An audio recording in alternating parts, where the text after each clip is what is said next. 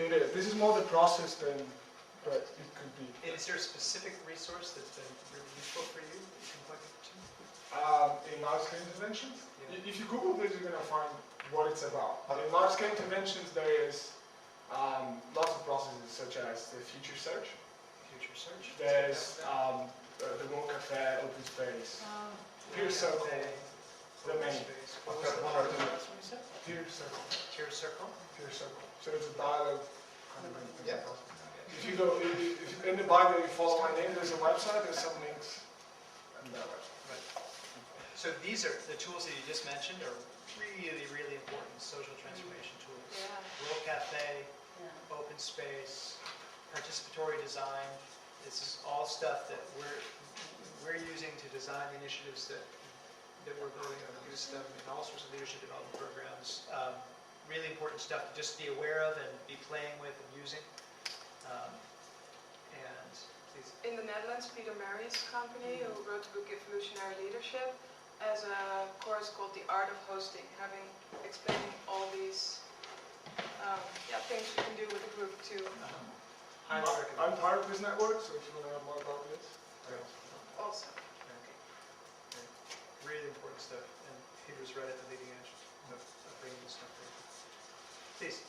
I know we've all presented multiple ones, but I just was looking over on that table and saw now discover your strengths, and it built on yesterday's conversation of what our talents were, and a lot of people were still, I think the talents discussion was very good, but the discover your strengths is basically like a Myers-Briggs kind of test to figure out what your strengths are, and then how that applies. So rather than having weaknesses you need to work on, it says you will live a more complete life if you work using your strengths often. And this has come up in separate conversations. Just check out the book, read it if you want. But the test is awesome. It was pivotal for me in the last couple of years. What was your strength? Sorry. Now, It's discover. called Strengths Finder. Yeah, strengths finder. There's a Strengths Finder. That's We've used that a lot in orientation consulting work as well. It's put out by the Gallup organization in the U.S. Other groups that have not spoken there too.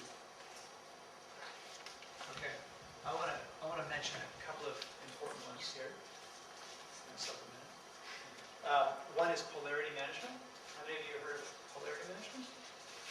This one is really, really, really useful, and the author is Barrett Johnson. And polarity management is a way of resolving problems.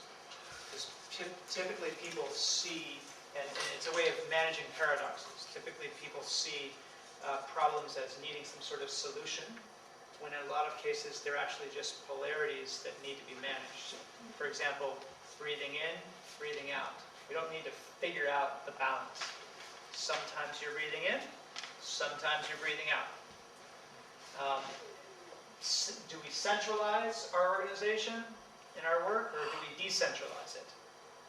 Those aren't problems to be solved, they're really polarities to be managed. That sometimes we need to be centralizing, and we can get into pathological sides of centralizing, and when those problems start to arise with centralizing, then we start moving toward decentralizing. Right? And so, trust me on this one, it's super, really well received amongst consulting groups and clients and stuff like that. Polarity management. Does anybody know about the Cinefin model? C-Y-N-E-F-I-N. Cinefin model? C-U-I-N. C-Y-N-E-F-I-N.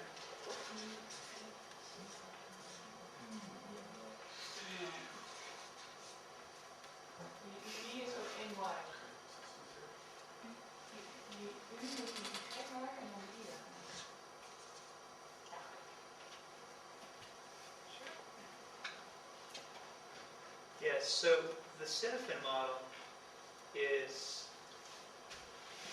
just give you a quick, Totally gonna go here. yeah, I didn't even turn it on. No, I didn't. There's a useful map here. So it's called the Cinefin framework. And what this basically says is it allows us to look at different levels of complexity. And so when things are simple, there's a way to respond to it, where you can just do best practices and process management when you're trying to deal with a simple system. When you're working with more complex systems,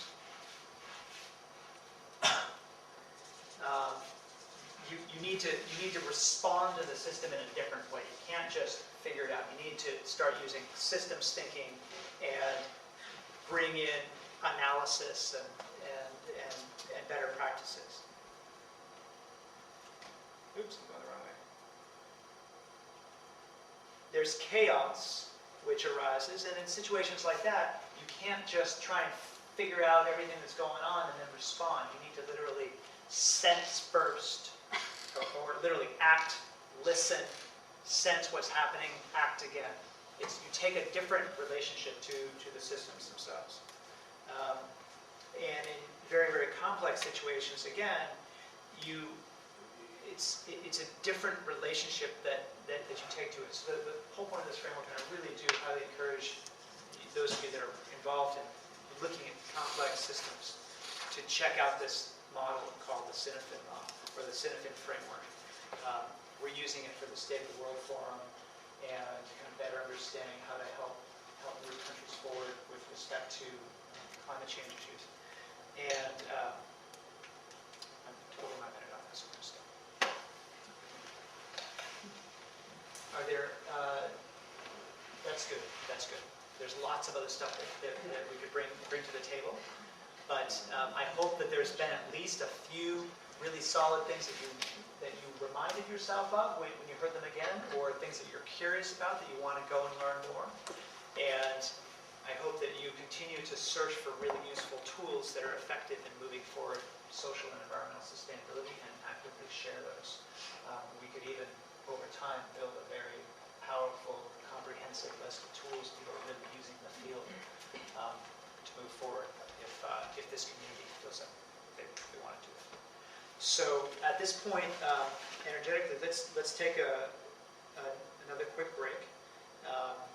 It's 5:22, and we want to be done at 6. And so, break, good? Yeah, Yes. please. Let's start at 5:30. Okay.